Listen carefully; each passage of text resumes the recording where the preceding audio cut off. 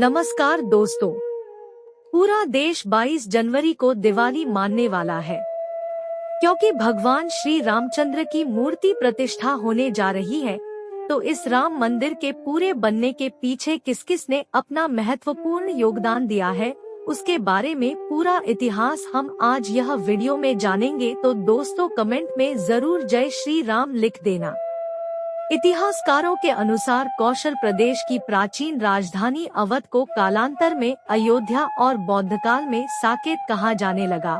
अयोध्या मूल रूप से मंदिरों का शहर था, हालांकि यहाँ आज भी हिंदू, बौद्ध एवं जैन धर्म से जुड़े मंदिरों के अवशेष देखे जा सकते हैं। जैन मत के अनुसार यहाँ आदिनाथ सहित 5 तीर्थंकरों का जन्म हुआ था। बौद्ध मत के अनुसार यहाँ भगवान बुद्ध ने कुछ माह विहार किया था। अयोध्या को भगवान श्री राम के पूर्वज विवस्वान सूर्य के पुत्र वैवस्वत मनु ने बसाया था। तभी से इस नगरी पर सूर्यवंशी राजाओं का राज महाभारत काल तक रहा। यहीं पर प्रभु श्री राम का दशरथ के महल में जन्म हुआ था। महर्षि वाल्मीकि ने भी रामायण में जन्मभूमि की शोभा एवं महत्ता की तुलना दूसरे इंद्रलोक से की है। धन धान्य व रत्नों से भरी हुई अयोध्या नगरी की अतुलनीय छटा एवं गगनचुंबी इमारतों के अयोध्या नगरी में होने का वर्णन भी वाल्मीकि रामायण में मिलता है। कहते हैं कि भगवान श्री राम के जल समाधि लेने के पश्चात अयोध्या कुछ काल के लिए उजाड़ सी हो गई थी, लेकिन उनकी जन्मभूमि पर बना महल वैसे का वैसा ही था। भगवान श्री राम के पुत्र कुश ने एक बार पुनः राजधानी अयोध्या का पुनर्निर्माण कराया। इस निर्माण के बाद सूर्यवंश की अगली 44 पीढ़ियों तक इसका अस्तित्व आखिरी राजा महाराजा बृहदबल तक अपने चरम पर रहा। कौशल राज बृहदबल की मृत्यु महाभारत युद्ध में अभिमन्यु के हाथों हुई थी। महाभारत के युद्ध के बाद अयोध्या उजड़ सी हो गई, मगर श्री राम जन्मभूमि का अस्तित्व फिर भी बना रहा। इसके बाद यह उल्लेख मिलता है कि ईसा के लगभग 100 वर्ष पूर्व उज्जैन के चक्रवर्ती सम्राट विक्रमादित्य एक दिन आखेट करते करते अयोध्या पहुंच गए।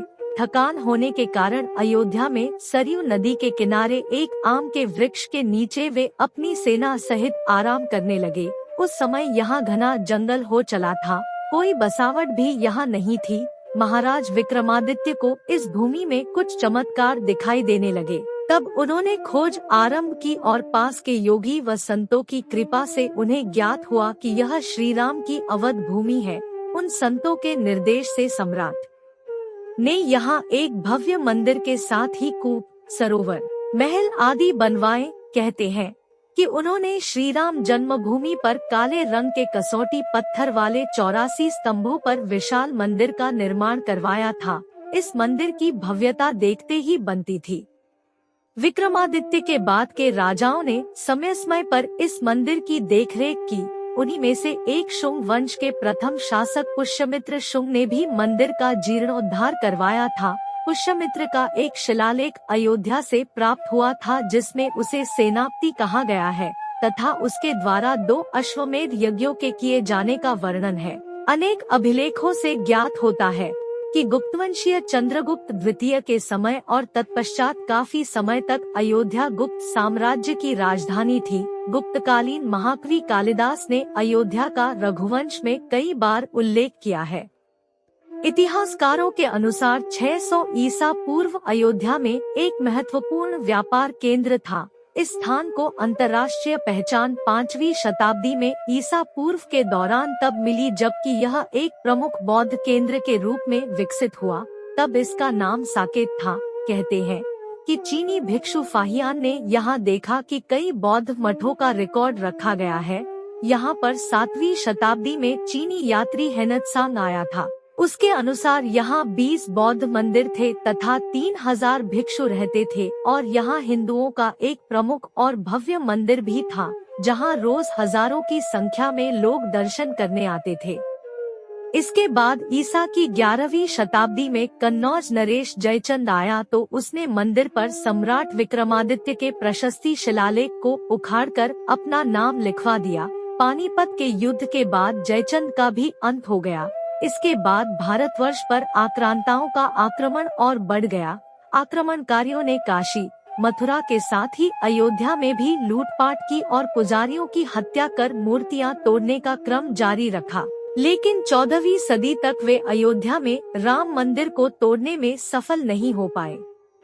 विभिन्न आक्रमणों के बाद भी सभी झंझावातों को झेलते हुए श्री राम की जन्मभूमि पर बना भव्य मंदिर 14वीं शताब्दी तक बचा रहा। कहते हैं कि सिकंदर लोदी के शासनकाल के दौरान यहाँ मंदिर मौजूद था। 14वीं शताब्दी में हिंदुस्तान पर मुगलों का अधिकार हो गया और उसके बाद ही राम जन्मभूमि एवं अयोध्या को नष्ट करने के लिए कई अभियान चलाए गए। अंततः 1527 से 28 में इस भव्य मंदिर को तोड़ दिया गया और उसकी जगह बाबरी ढांचा खड़ा किया गया। कहते हैं कि मुगल साम्राज्य के संस्थापक बाबर के एक सेनापति ने बिहार अभियान के समय अयोध्या में श्री राम के जन्म स्थान पर स्थित प्राचीन और भव्य मंदिर को तोड़कर एक मस्जिद बनवाई थी, जो 1992 तक विद्यमान रही। बाबरनामा के अनुसार 1528 में अयोध्या पड़ाव के दौरान बाबर ने मस्जिद निर्माण का आदेश दिया था। अयोध्या में बनाई गई मस्जिद में खुदे 2 संदेशों से इसका संकेत भी मिलता है। इसमें एक खास तौर से उल्लेखनीय है। इसका सार है, जन्नत तक जिसके न्याय के चर्चे हैं। ऐसे महान शासक बाबर के आदेश पर दयालु मीर बकी ने फरिश्तों की इस जगह को मुकम्मल रूप दिया। हालांकि यह भी कहा जाता है कि अकबर और जहांगीर के शासनकाल में हिंदुओं को यह भूमि एक चबूतरे के रूप से सौंप दी गई थी, लेकिन क्रूर शासक औरंगजेब ने अपने पूर्वज बाबर के सपने को पूरा करते हुए यहाँ भव्य मस्जिद का निर्माण कर उसका नाम बाबरी मस्जिद रख दिया था।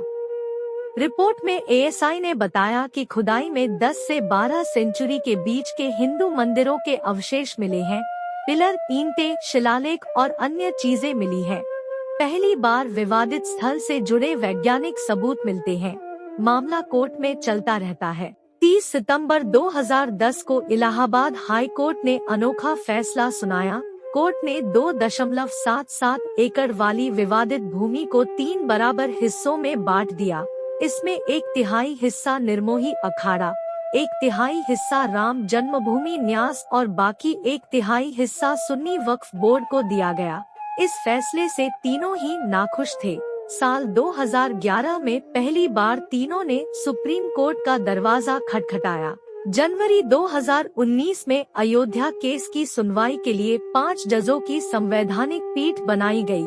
इसकी अध्यक्षता कर रहे थे चीफ जस्टिस रंजन गोगोई। पीठ में justice DY Chandrachud, justice UU Lalit, justice Bobde और जस्टिस NV रमन्ना को शामिल किया गया।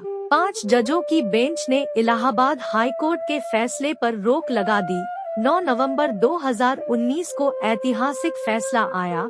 इस फैसले ने राम मंदिर के 492 साल पुराने संघर्ष पर विराम लगा दिया। बेंच ने सर्वसम्मति से फैसला लिया और एएसआई की साइंटिफिक रिपोर्ट का हवाला दिया तथा 2.77 एकड़ की पूरी जमीन जो विवादित थी, वह रामलला विराजमान को दे दी गई। सरकार को आदेश हुआ कि राम मंदिर निर्माण के लिए ट्रस्ट बने। सुन्नी वक्फ बोर्ड को अयोध्या में किसी और स्थान पर 5 एकड़ जमीन देने का भी आदेश हुआ। 5 फरवरी 2020 को राम जन्मभूमि ट्रस्ट को मंजूरी मिली। 5 अगस्त 2020 को प्रधानमंत्री नरेंद्र मोदी अयोध्या पहुंचते हैं। राम जन्मभूमि का पूजन और शिलान्यास करते हैं। अंत में 22 जनवरी 2024 को रामलला की प्राण प्रतिष्ठा होने वाली है। प्रधानमंत्री नरेंद्र मोदी खुद इस कार्यक्रम में मौजूद रहेंगे। राम जन्मभूमि के संघर्ष की कुछ ऐसी थी 492 साल तक चली कहानी। दोस्तों, ऐसी आध्यात्मिक जानकारी सुनने के लिए हमारी वीडियो को लाइक करें और चैनल को सब्सक्राइब करें।